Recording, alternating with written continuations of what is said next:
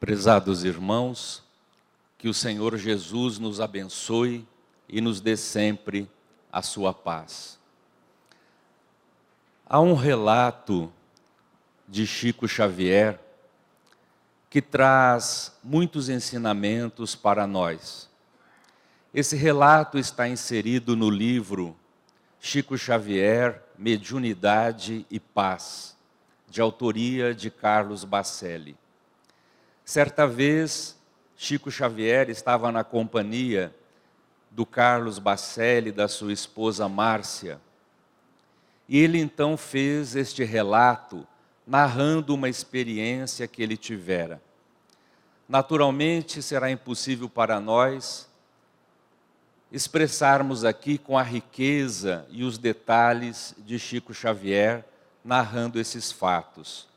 Mas vamos fazê-lo com a nossa lembrança da leitura e ao sabor da emoção de estarmos aqui nesta casa amiga. Disse então Chico Xavier: Carlos e Márcia, há mais ou menos 25 anos atrás, eu estava vivendo um momento muito difícil da minha vida. Um amigo, um companheiro de ideal, havia me abandonado. Eu contava muito com a colaboração desse companheiro, mas ele deixou tudo e foi embora. Eu sofri muito este abandono e certa noite, chegando em minha casa, eu sentei-me na soleira da porta e comecei a olhar para as árvores do meu quintal, vislumbrei o céu cheio de estrelas e senti muita vontade de chorar. E após as lágrimas descerem, eu orei a Jesus, orei a Maria, nossa Mãe Santíssima, rogando a eles que me dessem forças para superar esse momento difícil. Após a minha oração, para minha surpresa, uma luz muito intensa se fez entre as árvores do quintal de minha casa. E entre essa luz clarificadora, desenhou-se a figura de um mensageiro espiritual. Tratava-se de um espírito de alta hierarquia moral, muito mais alto que Emmanuel, o nosso guia espiritual e amigo com quem estamos acostumados a trabalhar. Aquela entidade celestial se aproximou de mim, olhou profundamente nos meus olhos e me disse assim: Chico Xavier, eu venho em nome de nosso Senhor Jesus Cristo.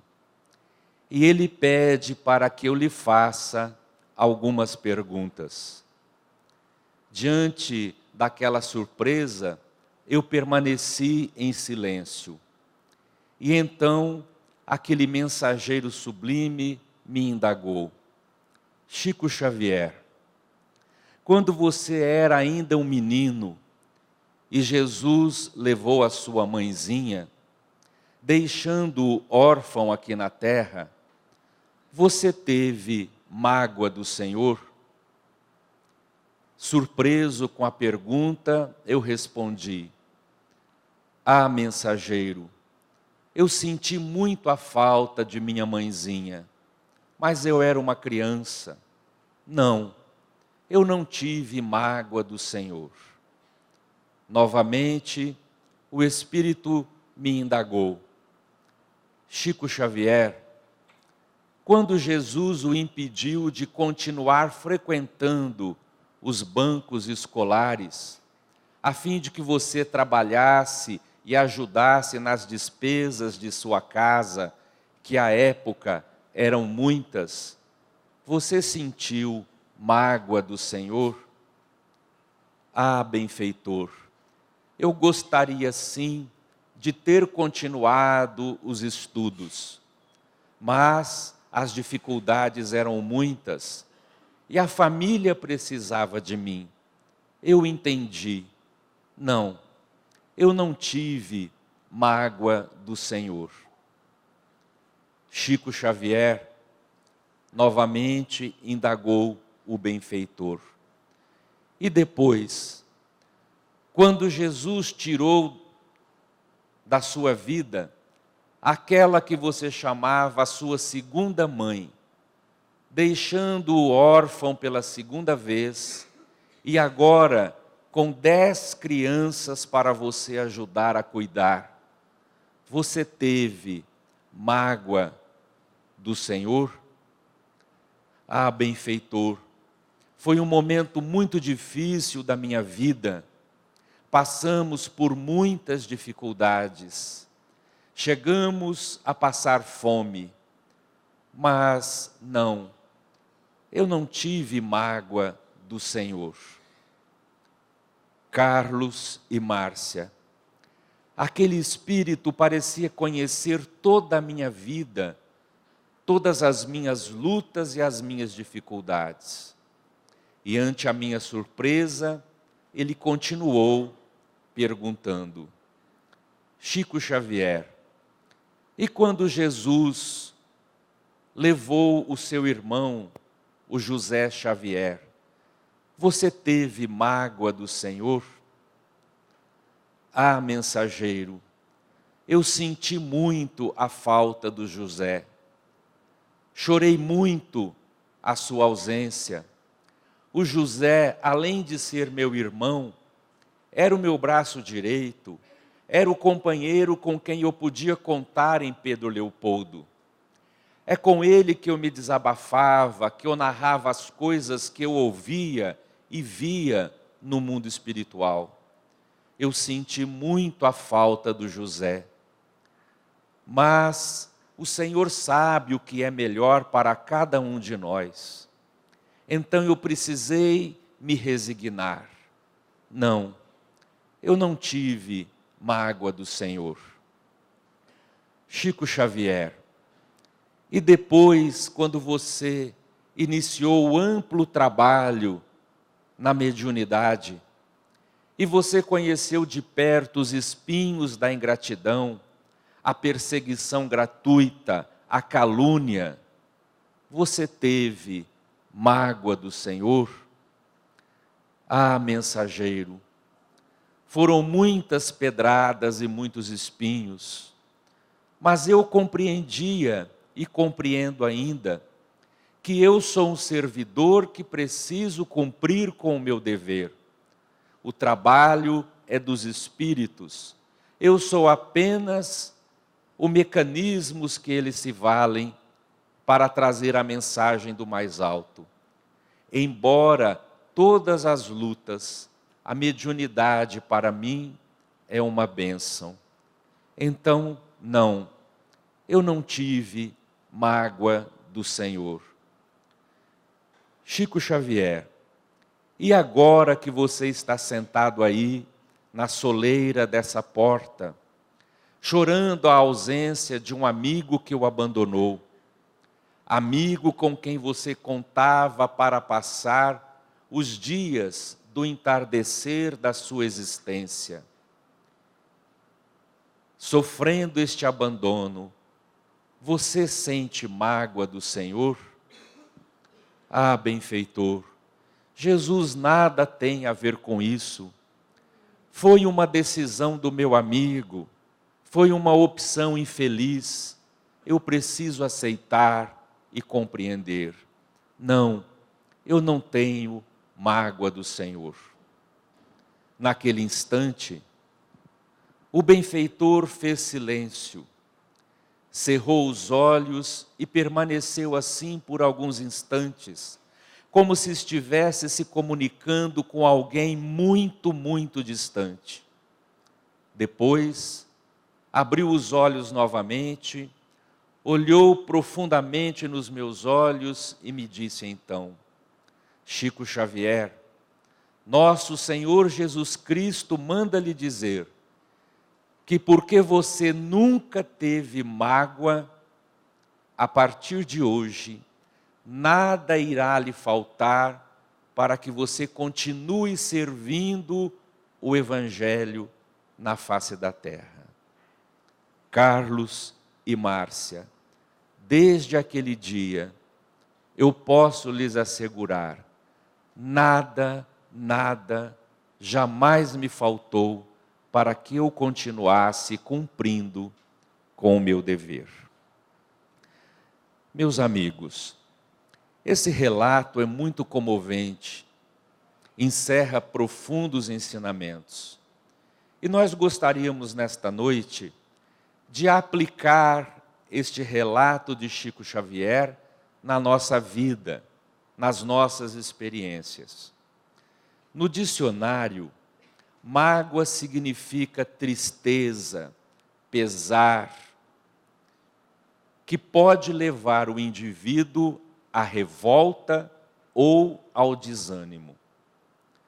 Quando nós entendemos o sentido real da palavra mágoa, e quando nos reportamos a essa experiência de Chico Xavier, nós podemos assegurar que, de fato, diante de todas aquelas indagações daquela entidade celestial, Chico Xavier disse sempre a verdade. Não, eu não tive mágoa do Senhor. Porque quando nós olhamos a vida do inesquecível médium mineiro, nós vamos ver que Chico Xavier jamais se entregou ao desânimo. Pelo contrário, trabalhou servindo ao Evangelho até os últimos instantes de sua vida física. Chico Xavier jamais se deixou levar pela revolta, nunca. Passou muitas dificuldades, muitas lutas. E por certo, ele sentou outras vezes na soleira daquela porta, passou outras noites insone, derramando lágrimas pelas lutas que ele enfrentou na terra. Chorou, mas nunca deixou-se levar pela revolta, agindo com aceitação ante os desígnios da providência divina. Então ele nunca teve mágoa da vida, nunca teve mágoa do Senhor. Mas nós podemos transferir a lição para nós e perguntarmos para todos nós, para mim, para você, para você, para você. Você já teve mágoa do Senhor? Algum momento da sua vida, você guardou ressentimento, mágoa do Senhor Jesus, por você enfrentar uma dificuldade, uma luta qualquer? É muito interessante nós refletirmos sobre isso, porque no aprendizado da vida, nós enfrentamos muitos desafios e muitos dissabores. E se nós não tivermos entendimento espiritual, se não tivermos a certeza de que existe uma justiça divina, que tudo que nos acontece tem uma razão de ser, que ninguém sofre por acaso, que a vida não é um acidente, se nós não guardarmos essa certeza e esta fé dentro de nós, é possível que nós venhamos a sentir mágoa do Senhor e mágoa da vida. Vejamos alguns exemplos, algumas situações na nossa existência. A morte,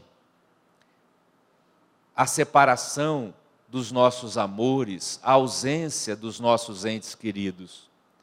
Quando um deles parte para outra dimensão, para outra vida, embora nós saibamos que a morte é simplesmente uma passagem, é difícil nós enfrentarmos a ausência daquele ente querido.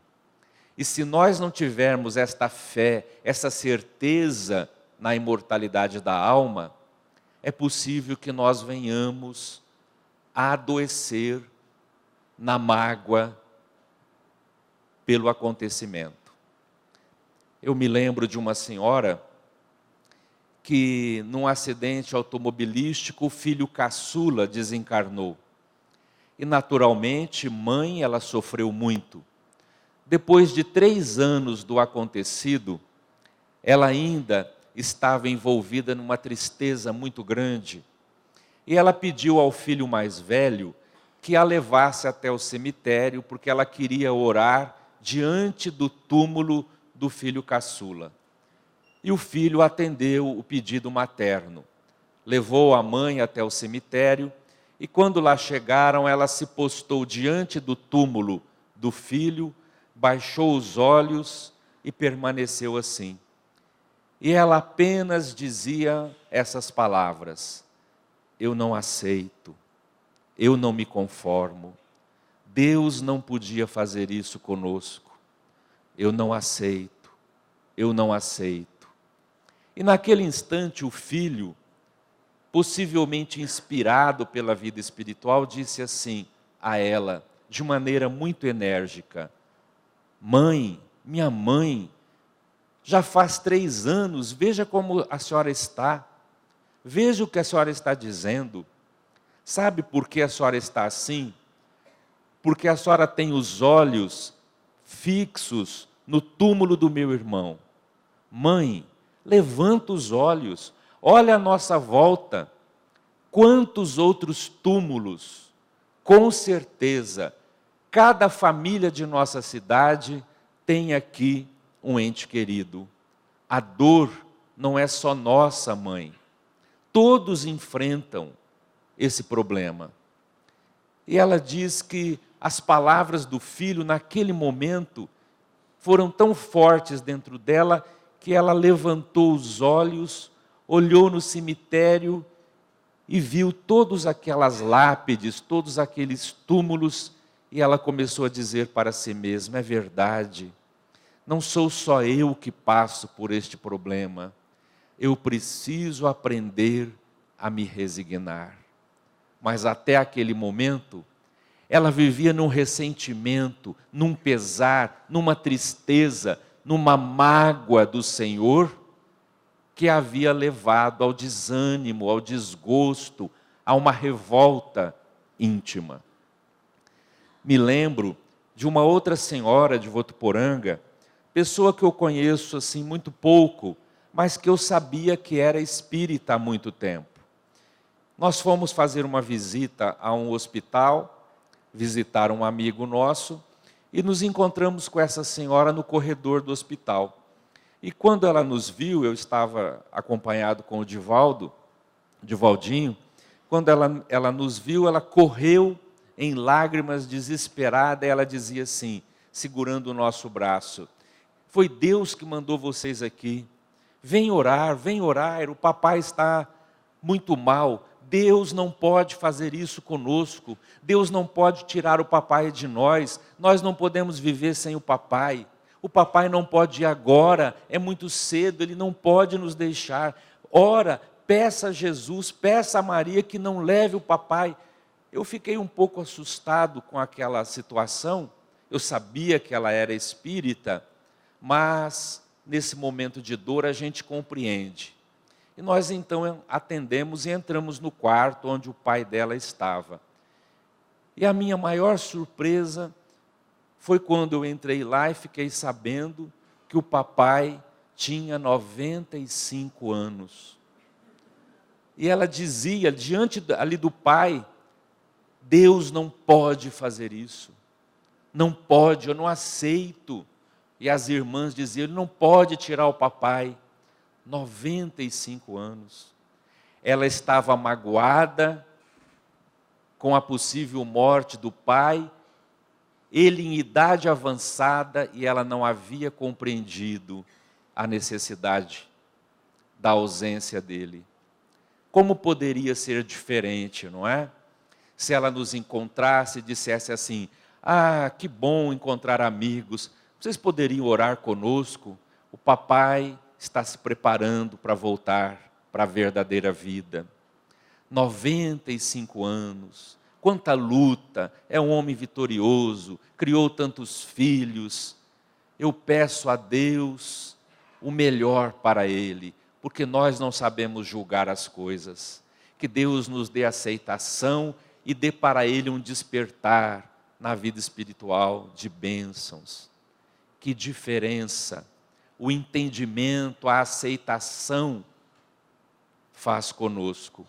Quando não temos esta compreensão, nós sentimos mágoa da vida, mágoa do Senhor. Outra questão na nossa existência muito difícil de nós aceitarmos é a enfermidade. Nós estamos saudáveis hoje, aqui, agora, e não sabemos em verdade como vamos nos levantar amanhã. E de repente a enfermidade chega de surpresa e nós não estamos preparados, aliás, nunca estamos, e não aceitamos que isso aconteça conosco.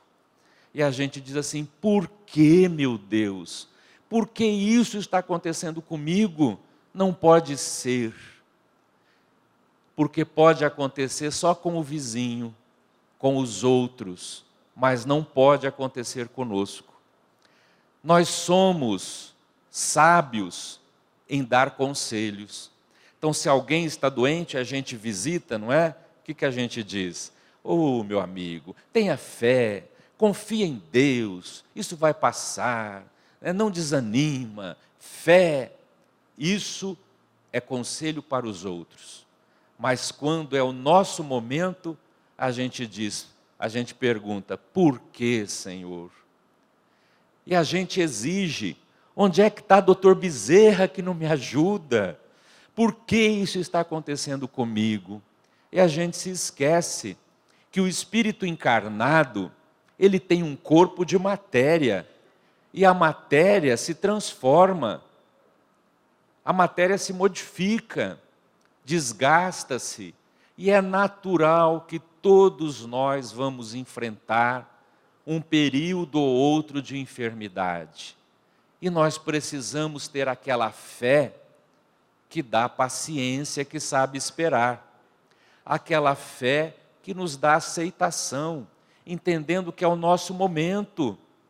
E que isso acontece com todo mundo, até com os grandes apóstolos do amor na terra. Madre Teresa de Calcutá era uma mulher pequenina, com a saúde debilitada. Irmã Dulce, na Bahia, tinha uma deficiência pulmonar gravíssima. Ela não podia deitar para dormir. Então ela dormia todas as noites recostada numa poltrona. Chico Xavier ficou cego de um olho, tinha problemas cardíacos, problemas renais, teve problemas gravíssimos de próstata. Se tudo isso acontece com todos eles, por que não acontecerá conosco? E eu me lembro de quando um repórter perguntou ao Chico Xavier, Chico, Emmanuel está sempre do seu lado, doutor Bezerra de Menezes, por que o doutor Bezerra de Menezes não cura as suas enfermidades? E o Chico Xavier respondeu, porque Bezerra de Menezes tem me ensinado que eu não vivo na terra em regime de exceção. Eu preciso passar o que as pessoas normalmente passam. Eu não sou diferente delas. Até porque, se o doutor Bezerra, se os espíritos resolvessem os meus problemas, como é que eu poderia falar com os doentes que tivessem paciência, que suportassem a enfermidade? Então, doutor Bezerra nunca tirou um problema meu, mas me encorajou a ter forças para superá-lo. Mas se nós não temos esta fé, a enfermidade vem e nós vamos ficar magoados. Por que comigo, Senhor? Por que isso está acontecendo comigo? E nós não vamos aceitar. Outra questão muito difícil são os períodos de escassez na nossa vida.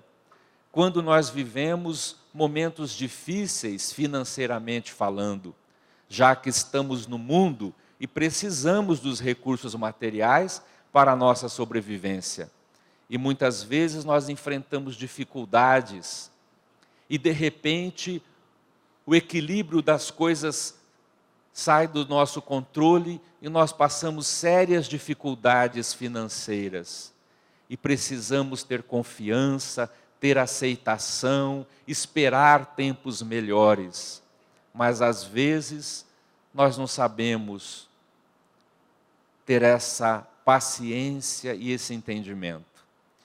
Eu me lembro de um rapaz que o ano passado, comecinho do ano passado, falava comigo assim: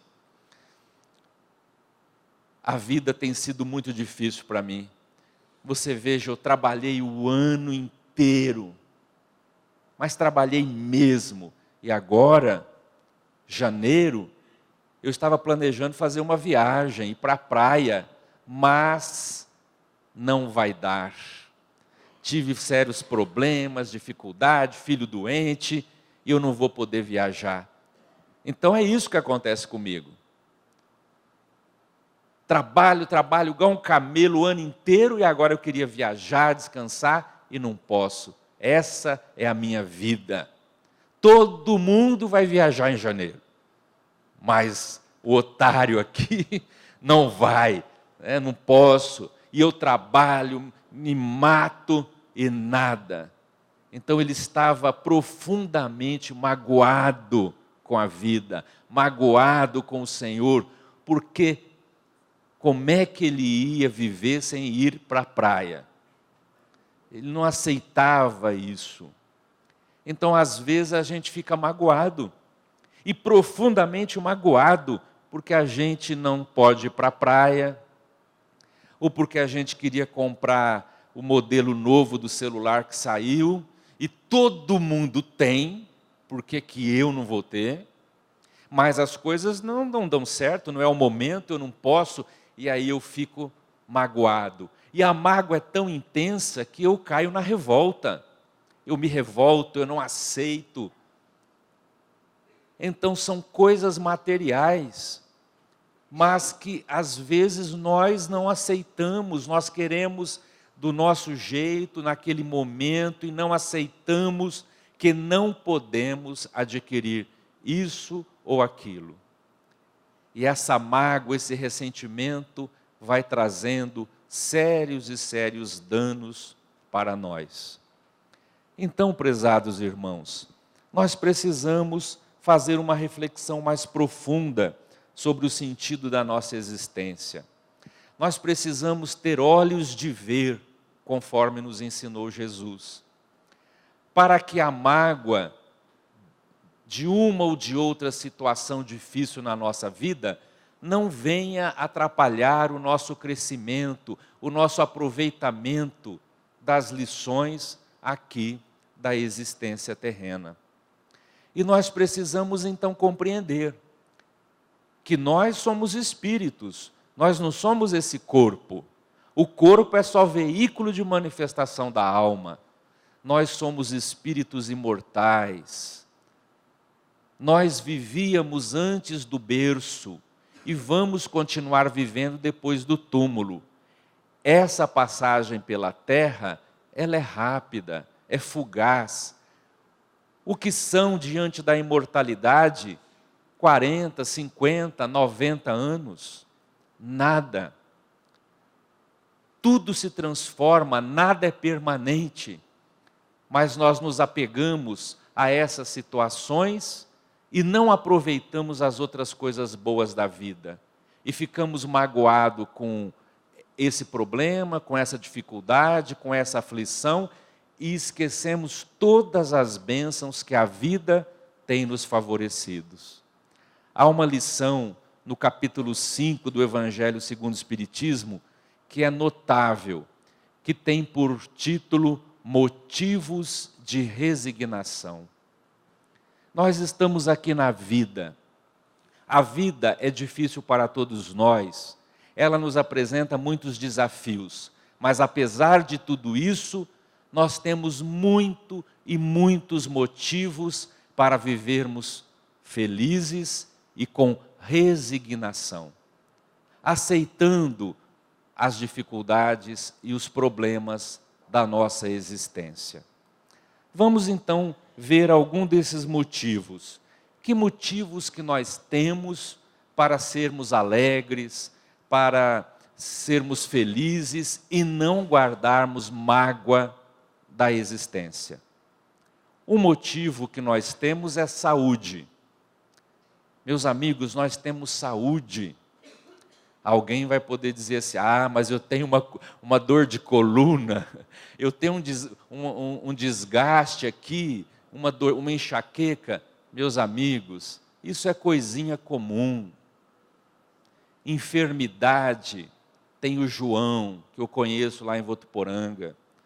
A nossa casa está fazendo 33 anos. Nós visitamos o João há 31 anos. Ele não sai da cama, meus amigos. Isso é enfermidade. Alimentação ali, higiene ali, leva para tomar sol, volta para dentro. A vida inteira. Nós temos saúde, a gente pode ir e vir, temos saúde. E isso é bênção na nossa vida que nós precisamos valorizar. Nós temos a posse do necessário. Todos nós. Ninguém aqui é arquimilionário. De repente pode até ter, né, Abilinho? Pode até ter um grande milionário aqui, eu não estou sabendo. Mas nós todos vivemos razoavelmente bem. Temos além do necessário. Mas às vezes a gente esquece disso e não valoriza. E a gente, por uma coisa ou outra, a gente fica magoado com a vida. E as estatísticas, essas organizações mundiais, mostram para nós situações de sofrimento humano. Por exemplo, ainda há na terra muitas crianças que morrem de fome. Há outras que não morrem, mas que a alimentação é tão precária que elas não desenvolvem os órgãos. Então vão ser crianças que vão ter dificuldade de aprendizado, não vão acompanhar as outras crianças, vão ser sempre marginalizadas. E nós temos uma mesa farta. E a gente chega em casa e diz para a mãe ou para a nossa mulher, bife de novo? Eu não aguento mais, só tem que fazer um curso com a Ana Maria Braga, não é? A gente reclama da vida. Quando há pessoas que não têm o que comer. Nós temos o luxo, meus amigos, de chegar em casa e apertar um botãozinho na parede e ter luz elétrica. Só que a gente esquece disso. Mas se faltar luz meia hora em casa, aí a gente vai ver o quanto isso é importante. Porque a gente não consegue fazer nada. E as estatísticas mostram que há pessoas, milhões de indivíduos no mundo, que nascem, crescem, desenvolvem, formam família e morrem. E nunca vão fazer isso que a gente faz. E ter luz elétrica. Vão viver a vida inteira sem esse conforto material. Nesse tempinho agradável, que já está esquentando, não é? A gente chega no banheiro de nossa casa, cheirosinho, vai tomar um banho, uma ducha, e você vai lá no chuveiro e pode escolher fria, morna, quente. E tem uns mais invocados, super quente, não é? 4, você pode escolher e toma aquele banho.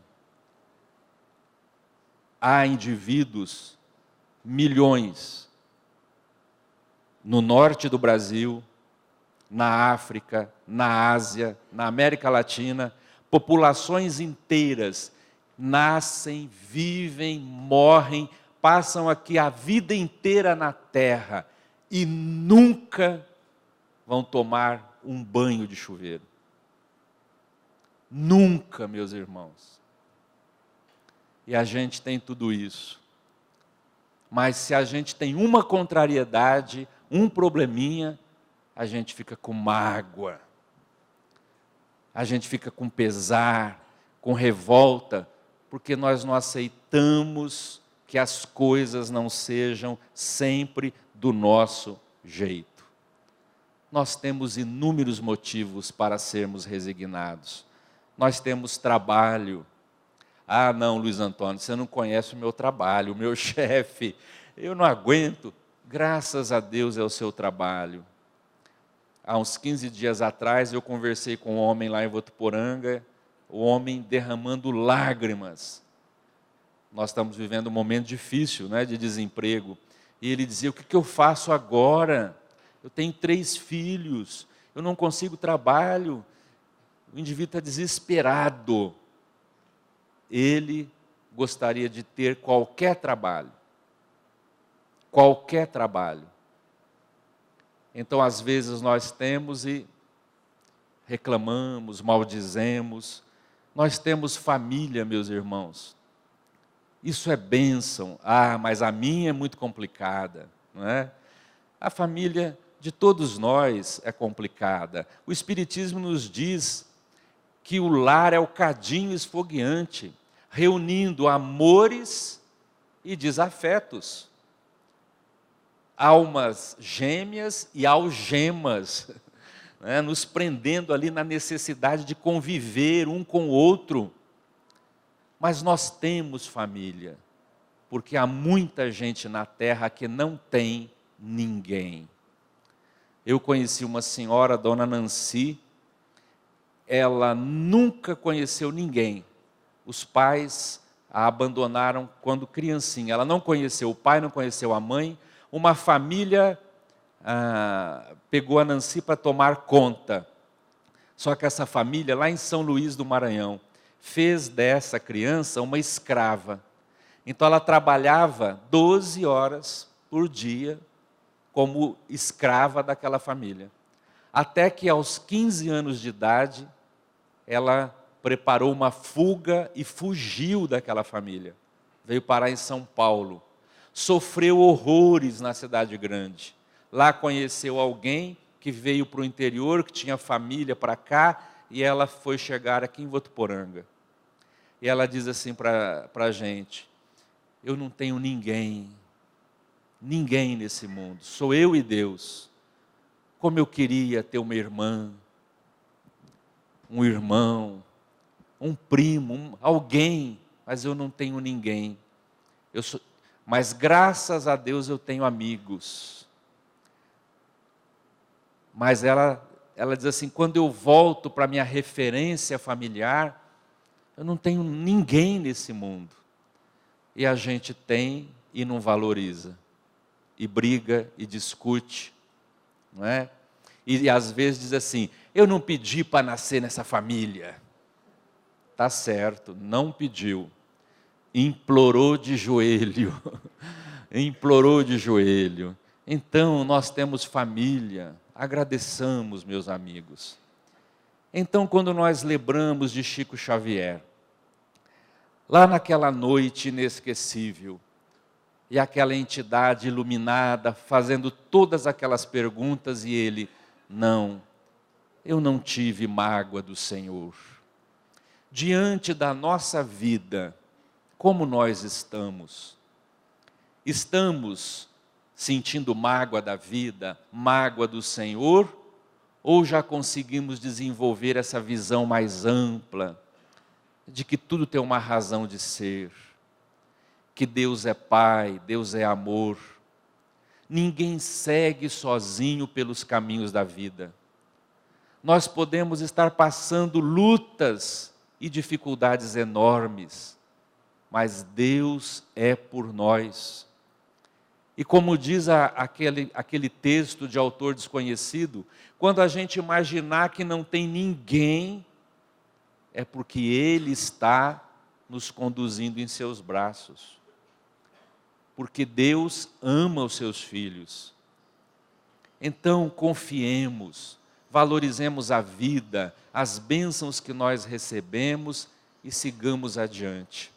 Digamos para nós mesmos que não queremos ter mágoa da vida e não queremos ter mágoa do Senhor, porque Ele tem nos dado muito. E com esta compreensão, de que Deus é Pai, de que a vida é oportunidade, que tudo está certo e que o futuro será melhor que hoje, nós vamos conseguir vencer as dificuldades, os problemas, preparando uma colheita de bênçãos no nosso amanhã. E então, nós poderemos dizer, dentro de nossa alma, olhando para a vida, o que disse certa vez o poeta José Soares Cardoso: trago versos dentro d'alma, como o sol traz luz em si. Eu vivo a vida cantando porque poeta nasci. Há no meu peito cascatas, vibrando ternas sonatas no teclado das estrelas, que embora a grande distância, seja noite ou seja dia, com as lunetas da poesia, eu sempre consigo vê-las. Ouço cachoeiras rolando, das alturas dos meus sonhos, em dias claros, risonhos, de luminosa beleza. Nesse plano eterizado, quando penso estar pensando, estou com a alma escutando a prece da natureza.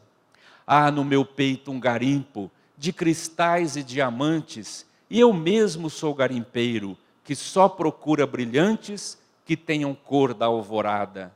Pedra com jaça ou defeito, no garimpo do meu peito, não quero seja encontrada. Niágaras, Paulo Afonsos, Sete Quedas, Iguaçus, cataratando os meus sonhos, há quedas d'água a fluxo. Fontes líricas, serenas, bandos de lindas falenas, dando 1000 cores ao dia.